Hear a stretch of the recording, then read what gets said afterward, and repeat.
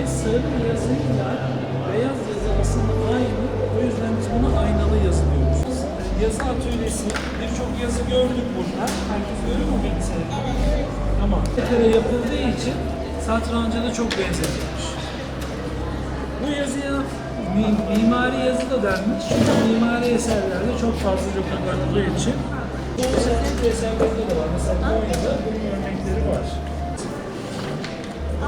Burada Allah yazıyor, sahip. Burada Muhammed. Sonra boyayacak mıyım? İlk önce boyayacağız. Biraz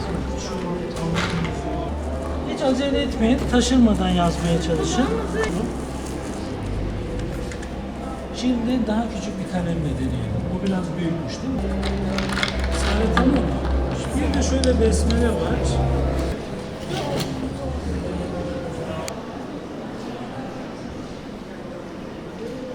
Merhabalar, ismim Serkan Seralmaz, Hattatım, Selçuk Üniversitesi Güzel Sanatlar Fakültesi Geleneksel Türk Sanatları bölümünde öğretim görevlisiyim. Bugün Tophane Amire'deyiz. Albayrak grubunun bu sene 12.sini düzenlediği İslam Sanatları sergisindeyiz. Sergide hat eserleri, tesip eserleri ve Mehmet Özçay hocamızın kişisel sergisi Çin'i üzerine yapılmış kişisel sergisi yer almakta. Biz burada bugün bulunma sebeplerimizden bir tanesi de 7-12 yaş çocuklara yönelik makale yazı atölyesi yaptık. İlk önce arkadaşlarımızla birlikte sergiye dolaştık. Çocukların gözünde sergiyi de görmek istedik. Devamında atölyemizi gerçekleştirdik. Çocukların makale yazıya merakı bugünkü bu kare düzeniyle ilgili çok ilgilerini çekiyor. Beceri olarak da bu yaş grubunun has sanatına bir başlangıç olabileceğini düşünerek bu atölyeyi gerçekleştirdik. 28 Şubat'a kadar sürecek olan bu sergiye tüm sanatseverleri bekleriz. Sarıyla beyaz çok yakışan birbirine mürekkepler.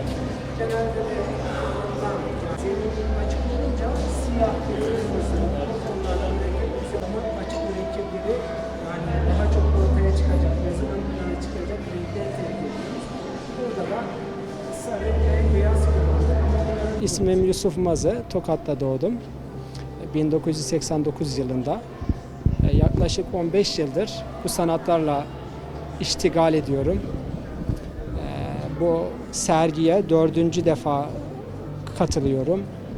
Bu eserimde de aile yılı olduğu için فَلَا تَقُلْ لَهُمَا üffin, anne ve babanıza üf demeyin, onları üzmeyin. Bu son zamanlarda daha çok ihtiyacımız olduğu için özellikle bu ibareyi tercih ettim. Bu gördüğünüz celi talik bir hat. Celi talik hat da genelde klasik usulde yazılır. Satır nizamı vardır. Ben istif yapmayı tercih ettim. Arkasına da birazcık daha modern çizgiler katmak adına ışıklandırma yaptım. Ya benim bu sergiyle alakalı düşüncelerim, sanat biliyorsunuz iltifat varsa var olabilen bir mecra.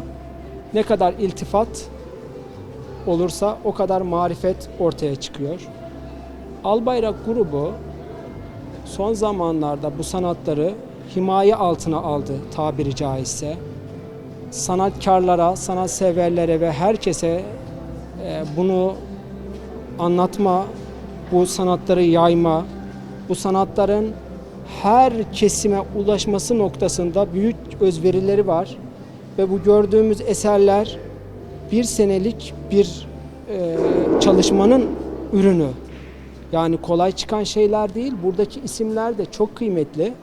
Hepsi kendi alanında uzman, kendisini kanıtlamış, saygınlığı olan insanlar. Yani böyle bir ortam, böyle bir mecra oluşturmak kolay değil. Ve bunu da Albayrak yaptığı için özellikle ben müteşekkirim kendi adıma ve sanatım adına.